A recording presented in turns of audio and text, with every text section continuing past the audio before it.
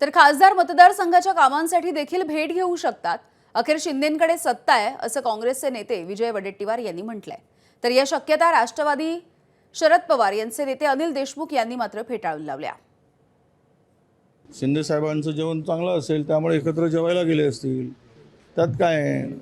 आता ह्यावर काय अधिक भाष्य करणं आजच्या स्थितीमध्ये ते उचित होणार नाही। पण मला एक लक्षात आणून दिलं पाहिजे की सगळे महाराष्ट्राच्या की आज तरी अशी कुठलीही शक्यता मला दिसत नाही। ज्या पद्धतीनं शिंदे साहेब अस्वस्थ आहेत सत्तेमध्ये असूनसुद्धा, त्यांचे अनेक मंत्री अस्वस्थ आहेत, एकमेकाची तारीफ करून एकमेकाशी जवळ येणं हे चांगले संकेत आहेत असं मी मानतो।